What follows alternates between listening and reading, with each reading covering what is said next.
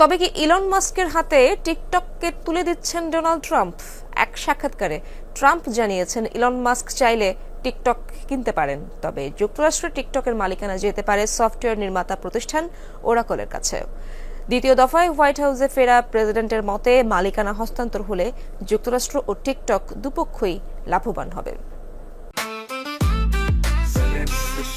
জেনেক্সে shift করো, লাইফকে lift করো। মার্কিন কোনো কোম্পানির কাছে টিকটক বিক্রি না করায় যুক্তরাষ্ট্রে অ্যাপটি নিষিদ্ধ করার সিদ্ধান্ত বহাল রাখে দেশটির সর্বোচ্চ আদালত। তারপর দিনই বন্ধ হয়ে যায় জনপ্রিয় এই ভিডিও শেয়ারিং অ্যাপটি। কিন্তু নানা নাটকীয়তায় বন্ধের একদিন পরই আবারও সচল হয় টিকটক।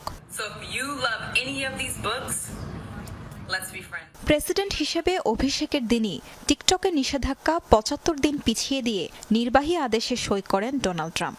এতে আন্তর্জাতিক গণমাধ্যমে গুঞ্জন ওঠে টিকটকের মালিকানা হস্তান্তরের ব্যাপারে একমত হয়েছে মালিকপক্ষ। সম্ভাব্য ক্রেতার তালিকায় উঠে আসে সম্প্রতি ট্রাম্পের ঘনিষ্ঠ বন্ধু হয়ে ওঠা ধনকুবের ইলন মাস্কের নাম। টিকটকের মালিকের সাথে আলোচনার কথাও জানান ট্রাম্প। টিকটকের মালিকদের সাথে আমার কথা হয়েছে। বলেছি যুক্তরাষ্ট্রে অ্যাপ চালু রাখতে হলে মালিকানা হস্তান্তর করতে হবে। যুক্তরাষ্ট্রকে ব্যবসায়িক পার্টনার হিসেবে পাওয়া তো তাদের জন্য ভালো। ইলন মাস্ক টিকটক কিনবেন কিনা এমন প্রশ্নে ট্রাম্প জানান, যদি ইলন মাস্ক চায় তবে সে কিনতে পারে, কিন্তু এরপরই সফটওয়্যার নির্মাতা প্রতিষ্ঠান ওরাকলকেও অ্যাপটি কেনার বিষয়ে পরামর্শ দেন ট্রাম্প। আমার মনে হয় ল্যারিও টিকটক কিনতে পারে।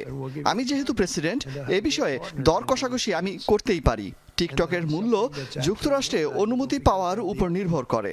অনুমতি পেলে এর মূল্য হতে পারে $1 ট্রিলিয়ন। চুক্তিতে আসতে পারলে টিকটক এবং যুক্তরাষ্ট্র উভয়ই লাভবান হবে।